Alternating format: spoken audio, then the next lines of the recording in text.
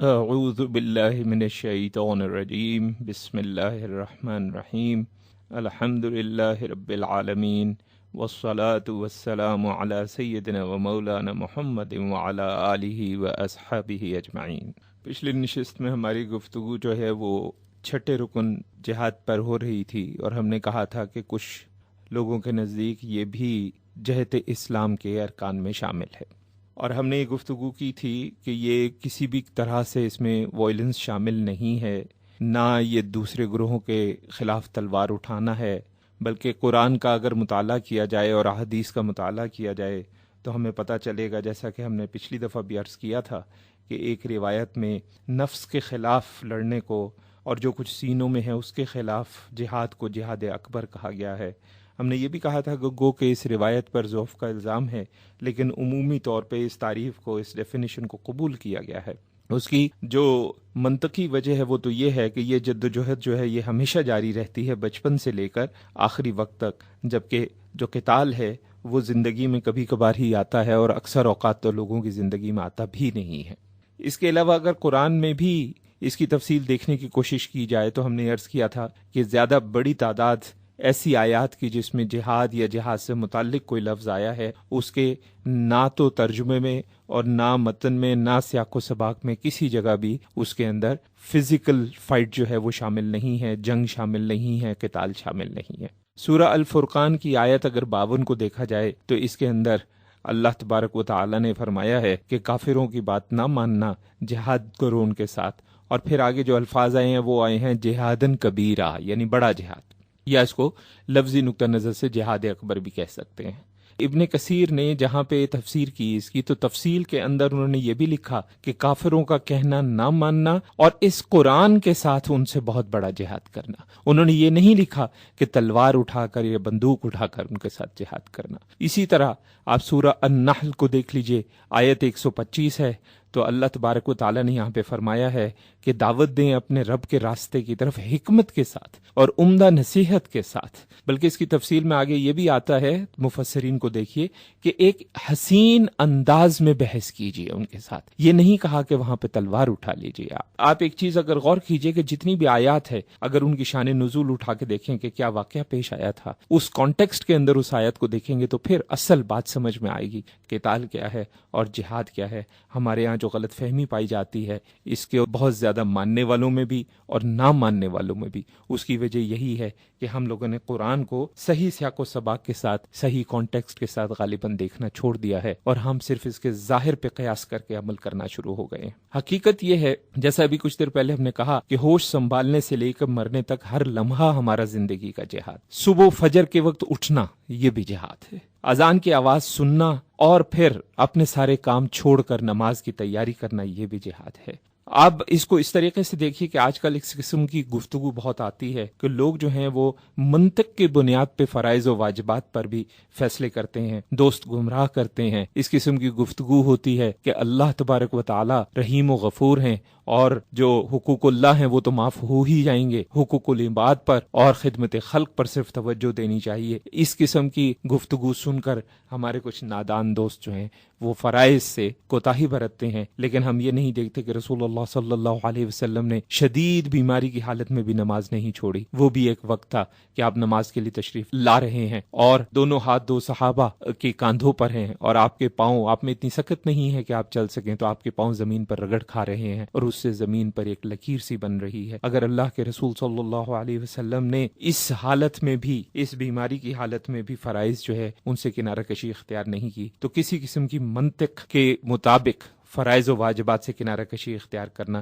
شدید گناہ میں آتا ہے۔ اب اس کو آپ اس طریقے سے دیکھیے کہ جب اس قسم کی منطق ہمارے ارد گرد ہو اور بے تحاشا لوگ اس قسم کی گفتگو کر رہے ہوں، اس کے باوجود اپنے دل کو کڑا کرنا، اللہ پہ اپنے ایمان کو مضبوط رکھنا اور نماز کے لیے اٹھنا، یہ بھی جہاد ہے۔ اسی طرح کچھ دوست کہتے ہیں کہ اصل اہمیت تو صرف فرض کی ہے، یہ فرض کے علاوہ جو سنتیں پڑھی جاتی ہیں، یہ جو نوافل پڑھے جاتے ہیں، ان کا کوئی خاص ایسا مقصد نہیں ہے۔ اور بہت سے دوست، افسوس کا مقام تو یہ ہے کہ باقاعدہ باقاعدہ اپنے ساتھ مسجد میں نماز پڑھنے والوں کو باقاعدہ کنونس کرتے پھرتے ہیں کہ بس آپ فرض پڑھ کے آپ چلیے، باقی چیزوں کی ضرورت نہیں ہے۔ احادیث مبارکہ سے ہمیں معلوم ہوتا ہے کہ باقی تمام چیزیں فرض تو نہیں ہیں لیکن ان کی اہمیت ضرور ہے۔ اس قسم کی گفتگو کو سننے کے باوجود نماز پوری ادا کرنا یہ بھی جہاد ہے، دین کا سیکھنا یہ بھی جہاد ہے۔ ہم آپ سے اس وقت گفتگو کر رہے ہیں، ہم جہاد کر رہے ہیں، آپ ہماری گفتگو سن رہے ہیں، آپ جہاد کر رہے ہیں۔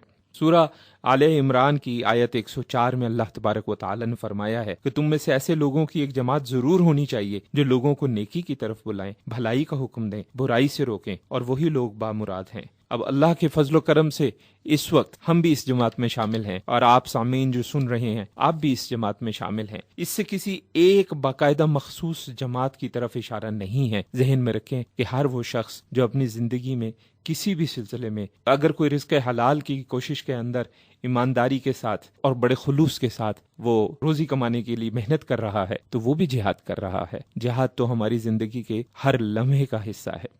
اب سمجھنا یہ ضروری ہے کہ جہاد ایک بہت بڑا مضمون ہے اور اس کو ایک بہت وسیع انداز میں دیکھنا ہوگا۔ اس کے اندر بے تحاشا اقسام ہیں۔ دل اور روح کا جہاد ہے جس کو ہم نے جہاد اکبر کہا ہے، جو سینوں میں ہے اس کے خلاف جہاد جو ہے اس کو جہاد اکبر کہا ہے۔ زبان کی مدد سے جہاد ہے، قلم کی مدد سے جہاد ہے، ہاتھ کی مدد سے جہاد ہے، اور پھر کہیں جا کے تلوار کی مدد سے جہاد باری آتی ہے۔ جہاد کسی کو مارنا نہیں ہے۔ جہاد یہ نہیں ہے کہ اس شخص کو نقصان پہنچایا جائے کیونکہ وہ مسلمان نہیں ہے۔ جہاد یہ نہیں ہے کہ معصوم اور بے گناہ کو کوئی تکلیف دی جائے۔ اگر کوئی گناہ گار ہے اور اس کو کوئی سزا دینی ہے تو وہ ریاست کی ذمہ داری ہے، وہ انفرادی شخصیتوں کی، لوگوں کی ذمہ داری نہیں ہے۔ ایسی صورت میں لوگوں کا ریاست کے ساتھ تعاون کرنا ہی ان کا جہاد ہوگا، لیکن اگر وہ خود اس سلسلے میں کوئی قدم اٹھائیں گے تو وہ جہاد نہیں ہوگا۔ اسی طرح کسی ایسے شخص کو کوئی نقصان پہنچانا کہ میں اس سے اتفاق نہیں کرتا، یہ بھی جہاد نہیں ہے۔ یہاں پہ عرض کر دوں کہ جہاد، ہاتھ کی مدد سے جہاد کا بھی مطلب یہاں پہ جو لیا جاتا ہے وہ تھوڑا سا کچھ غلط انداز میں لیا جاتا ہے۔ بہت سی چیزیں ایسی ہیں کہ ریاست کی ذمہ داری میں آتی ہیں، انفرادی شخص کی ذمہ داری میں نہیں آتی ہیں، کیونکہ دین اسلام معاشرے کے اندر کسی بھی قسم کے انریسٹ کو قبول نہیں کرتا۔ اگر ہم ہاتھ کی مدد سے جہاد کے سلسلے میں کوئی ایسے قدم اٹھائیں گے کہ جن کی وجہ سے ریاست کے اندر کسی بھی قسم کا انریسٹ پیدا ہوتا ہے تو یہ ہم نے جہاد نہیں کیا ہے۔ ہاں، اگر ایسے معاملات کے اندر ریاست کی توجہ اس طرف دلائی جائے اور ان کو ریاست کے ساتھ تعاون کیا جائے تو پھر یہ یقیناً جہاد ہوگا، اور یہ بھی ہاتھ ہی کی مدد سے جہاد کے زمرے میں آئے گا۔